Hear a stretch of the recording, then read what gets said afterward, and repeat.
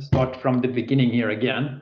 Okay. And so we will be talking about today here about the some of the fundamentals about stability analysis of general nonlinear systems. And we will look at how do we apply that to converter systems and our power grid systems, basically requiring us to transform the physical models we have into something we call linear time invariant models. And linear time invariant models, they have the property that if you are in stationary conditions, this corresponds also to an equilibrium point where all your states in the system have constant values. We will look at, say, how do we take this LTI model, perform the modal decomposition, and at the end of the day, we will have an example based on an HVDC connected wind farm. So first, we will look at a very simple example that usually is included in any nonlinear control course. And that is this pendulum here. We can set up a simple model of the pendulum where we have here as one state the angular acceleration around this point. And that angular acceleration will be determined by two things here. One is the gravity pulling down on the pendulum here that will basically accelerate the pendulum given an amount that depends on the angle. So if the angle points straight down, if the pendulum points straight down, it will not really accelerate the pendulum sideways. But on the other hand, if it's on the at almost 90 degrees here, this gravity part will have a very strong effect. And there is also a little bit of friction here in this fixing point here that would sort of oppose this acceleration. And this type of model can be easily transferred into a nonlinear state space form. We can get here a function f that would model here this pendulum system. And we can already now see here that basically think about what the answer is in the end here already looking at the picture. So here it's clear that this pendulum has two equilibria. So one is when the pendulum is hanging straight down here. And if you perturb the pendulum around that operating point, it will oscillate a little bit, but eventually due to this friction, it will stop oscillating. On the other hand, if the pendulum starts straight up here, as long as no one touches the pendulum, it will stay there. But even a little bit of wind or anything like that, it will disturb this pendulum. So it would eventually fall down and start oscillating around this equilibrium here. So we can see that this system has two types of an equilibria here. So one is a stable equilibrium and one is an unstable equilibrium. And there is now this, what we will be talking about today here is the mathematics that you can use to figure these things out. So we need first to have some definitions here. So we call an operating point an equilibrium point if this function f here evaluates to 0. So if you so this function here that we defined evaluates to 0, it basically means that unless someone is touching the system, it will not move. And so that means if we want to know what equilibrium points there are, we can figure that out if we can solve this equation, f of x is 0. And we would then find here that we can find those solutions. What will come up here is theta angles of either 0 or pi. So those two equilibrium. And when it comes to stability here, we can get some nice stability results here. So, but those are only very valid if we are actually talking about equilibrium points where this condition is I talked about is true. So there are a number of conditions here. So one is we need to have an equilibrium point. Secondly, this function f that we are talking about, it needs to be differentiable. So if you have, for example, a continuous function f, it's always differentiable, so that would be sufficient. And another important point here is the third clause here, that the region that we are interested in is in the neighborhood of our original operating point. So any results that you get with these methods, they are in principle applicable only to the operating point that you are considering. In practice, you can also move away from that a little bit and still get good information, but theoretically, the information is dependent on the operating point you are considering. But with these limitations here, we can calculate, if we can calculate the eigenvalues of this matrix A, which is given by the gradient or the Jacobian of your function f, taken at the operating point that you are studying, if all the eigenvalues of that matrix have a negative real part, it means that you are stable. So you can use this to classify stability. And this is a very, very powerful result. For example, here in the pendulum example, we had the two operating points for which we can calculate different eigenvalues. So here, if the pendulum is pointing straight down, we get eigenvalues here. You see both eigenvalues have negative real part, and we end up with a stable oscillation. In the other operating point, so there is some problem here. It should say pi either here or here. In the other equilibrium point, we have one positive eigenvalue, and that means it's unstable. So once someone perturbs the system, it will move away. Eventually, it will get into what we call the region attraction of this stable equilibrium here, and then stay there. But around this equilibrium point, we are unstable. So for here now, if we summarize again, if we know this Jacobian matrix A, we can calculate the eigenvalues, we can classify stability, we can even classify oscillation frequencies and things like this, but we need to then remember these conditions, that first we need to have equilibrium points, they need to exist. So I will show this more about this later, but it basically forces us to use LTI modeling. We need a continuously differentiable function f. If you look at the converter system, there is a lot of switching elements, and if we have a direct model, will never be for a direct model, our function f will not be differentiable. So we need to somehow approximate the switching in the converter and the sampling behavior. And we actually need some way of getting to this A matrix.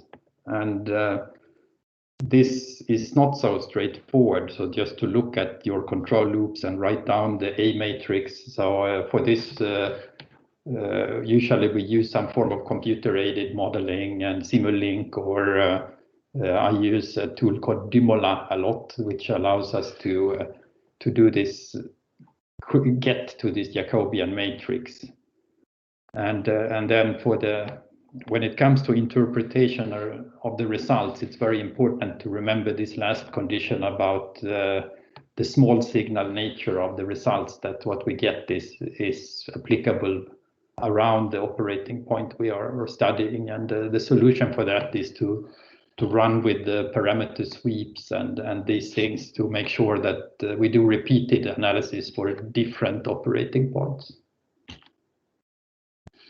So if we now look at what does a converter system typically look like, that we would have here an actual converter with all the power electronics and the switching. We would have some arrangement of filter here, either LCL filter, or in this case it's an L filter. We would have some sensors where we measure things. So, and the measurement can only be done in the reference frame we are actually having. So what you get is typically phase currents and phase voltages. And those measurements go into here first an analog pre-filtering, anti-aliasing filters. We have some sampling. And then we have a discrete time controller. We have at the output here some delay, because with a discrete time controller it always takes some time to compute. So often here the signal coming out of the controller will be applied to the inverter one sampling time later. And those things are very important for stability analysis. So and we can see here already that this violates a lot of these assumptions. That first is that we have the switching. So here you can look at the voltage measurement. There are lots of harmonics and switching events, which is not compatible with the assumptions for a modal analysis. We have a time periodic signal here. So as that is in stationary condition, we still end up with variations in the signals, and we have the sampling in the control system. So we need to do some things here to massage our models to make sure that we get something we can analyze. And these things here is first the approximation of the switched converter model to an average model. We need to transform these sampled blocks into continuous time equivalents, and we need to transform everything we have here that is linear time periodic into linear time invariant form. And we'll go through these transformations one by one here. And for that, so this is just for reference if someone wants to use these methods, but one needs to understand here the mathematics about the various forms of DQ transforms, alpha beta transforms, and everything is based on two things. One is this Clark transform here that transforms your measured quantities in the ABC or stationary frame into alpha beta, and then various rotations here that you apply to get something that is LTI. So it's just on the slides for reference. But if we look at here an inductor like the filter that you had in the converter system, the way we can model this in the ABC frame is here with an inductance matrix, here with a self-impedance on the diagonal, and then off diagonal we have mutual impedances. So you see here I'm assuming a symmetrical system, which is true for often for converters. The unsymmetries that we have are very, very small, so we can ignore them. But if you simulate this model here with states in the stationary ABC frame, we end up here with the voltage that is sinusoidal, and also the derivative of the current here is sinusoidal. And so the first thing you do to all your grid elements or the passive parts of your converter system is to transform them into DQ frame. And this can be done here with a simple parameter substitution, basically that you substitute the derivative here with you keep a derivative of states in the DQ frame, but you add here another element that is based on the synchronous frequency. And in a DQ frame model, you get your voltage here is in stationary conditions constant, and all your derivatives are 0, and this is exactly what we wanted. So, and again here there are some additional slides here for how to derive these equations. It comes over and over again when we do the modeling, so it's more for the lookup. So the next step, once we know how to handle the grid elements and the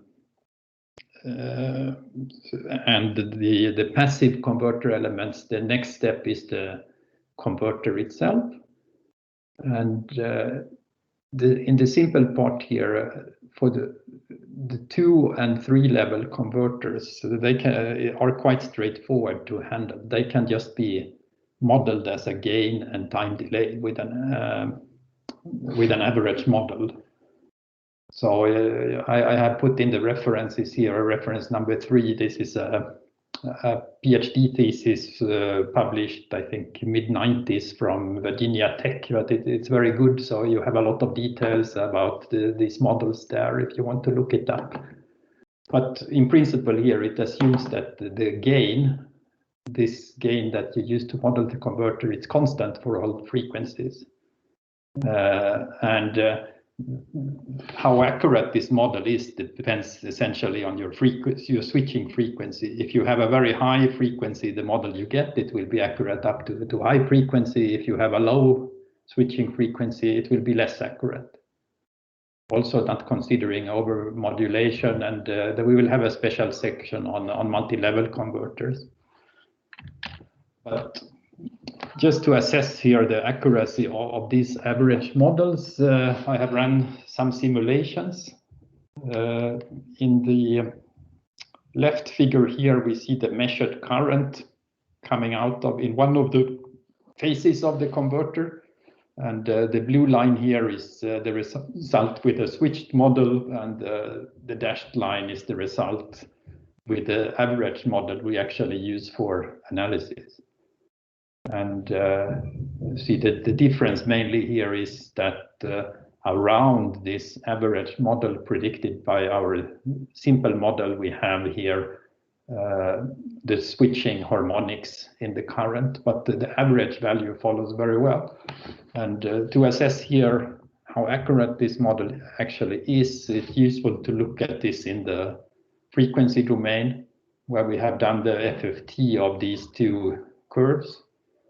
And given here an experiment where we very quickly change the converter current up to rated current as quickly as we can. And we see here that the Fourier transformed matches perfectly up here, up to our half-hour switching frequency of the converter. So you have very good accuracy here up to half the switching frequency, but after that point it breaks down completely. So you don't really get any information with this modal analysis approach for what's going on up here at frequencies beyond the half-year switching frequency. But luckily then the resonance we analyze are most often in this lower frequency range here, so we are fine. And the next thing we need to learn how to do is to do how do we manage this sampling. And so this goes on here in these blocks here. And one can here in the frequency domain, we can calculate an analytical exact representation of zero order hold. So it's this transfer function here. However, this is a nonlinear transfer function. So because it has this exponential term here related to the delay. And whereas you can use this to calculate frequency responses, it doesn't work well with linearization. And we need to linearize our model in order to get the eigenvalues. And so there we can take this expression here and we can use a Padé approximation. So depending on the order here, we use first order, second order, or third order, or even higher orders. And depending on here the order selection that you choose, we can see that the accuracy here in the frequency domain gets better and better the higher order we use. And in order to get something, say, symmetrical to what we had for the switching approximation. So if we want an accuracy up to half the sampling frequency, up to the Nyquist frequency, you typically need to use a third order approximation. But also very often the phenomena we are studying are further down here in frequency, so we can get away with using a first order approximation. But it's very important then to think about what frequency range you are studying and selecting appropriate approximations. We also have, at the end here, we have the computational delay of the controller, which has also an analytical transfer function that we can find, or that is very well known here. We have an exponential minus e minus st, and we can do the Padé approximation of that. And the conclusion here is more or less the same as we had for the sampling. If you need to have an accuracy up to half your sampling frequency, you need either a second or a third order approximation. So here we see the phase is getting correctly.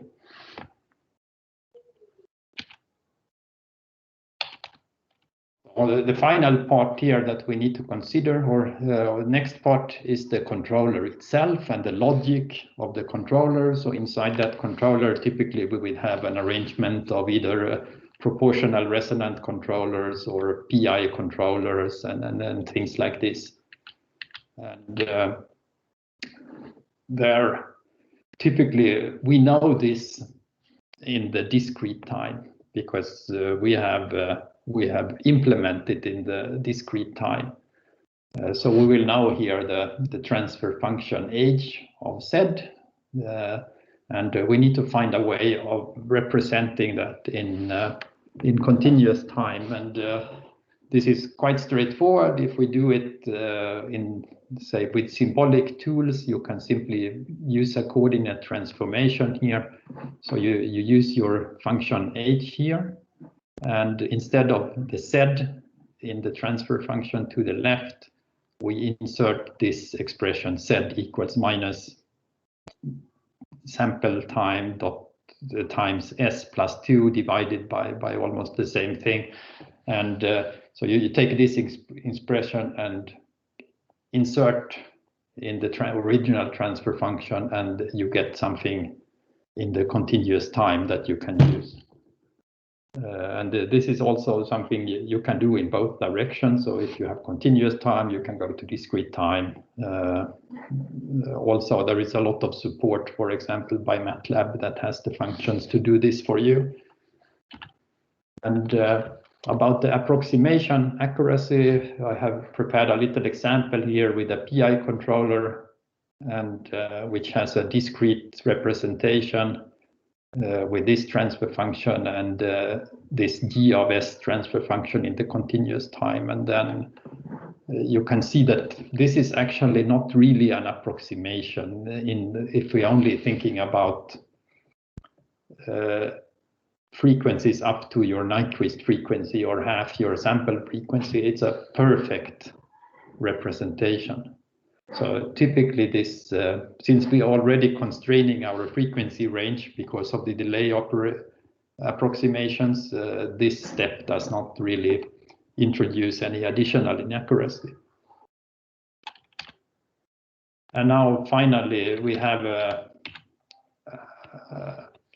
one more part to consider here, and this is how we manage these filtering blocks here. So these are analog filters. So we get the measurements in the stationary frame. We pass them through anti-aliasing filter before we can sample the signal. And these are also, when you make a model of those, they will also be linear time periodic because the input signal is periodic. And in the end, if we want to calculate the eigenvalues, we need to transform those blocks into something that is linear time invariant. So here, typically, you would now hear a continuous transfer function that is specified here in the stationary frame, and we need to figure out a way what kind of filter will do the same thing if you implement it in the DQ frame. And here we can also use the same trick here with the coordinate transform. So we have the original transfer function here in ABC frame. You take the S here, you do this frequency shift here instead of writing S here, and we simply, in the state space form, it's easy to see that you modify your A matrix here with a frequency shift with the synchronous frequency. And when you have done that, you get another state space system here where all the states are formulated in the DQ frame. And this model, it exactly represents what is actually happening in the stationary frame, but in a way that you can use in stability analysis. There is also an example here. I will share the slides later, but it's also, if someone wants to validate and check this, you can use this example. So I guess it's probably time for a break now. Should we check if there are some questions before we go for a break?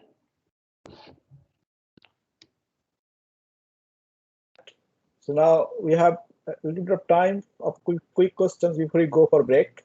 Matt is offering us the opportunity. So do you have any questions?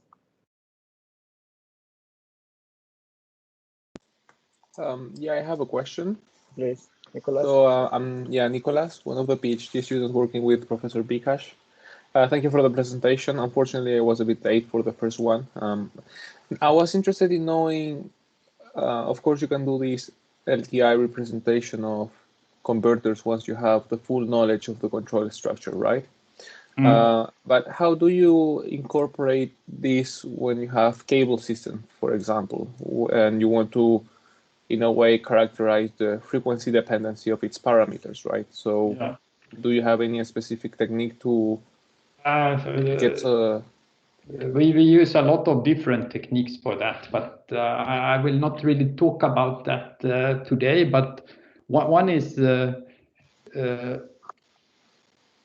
often one way is that you would have a frequency domain model of the cable. If you have, for example, a PSCAD model, they have a cable calculation program that can calculate very accurately frequency-dependent impedance. And they will calculate that in the stationary frame. And you can use that. So what you get then are numerical vectors of the frequency response. So you can take those and you can fit linear models to that. So I can move a little bit ahead here. For example, we can have different modeling workflows. So if we start, for example, with frequency domain data for cables, we can estimate a state space model for that.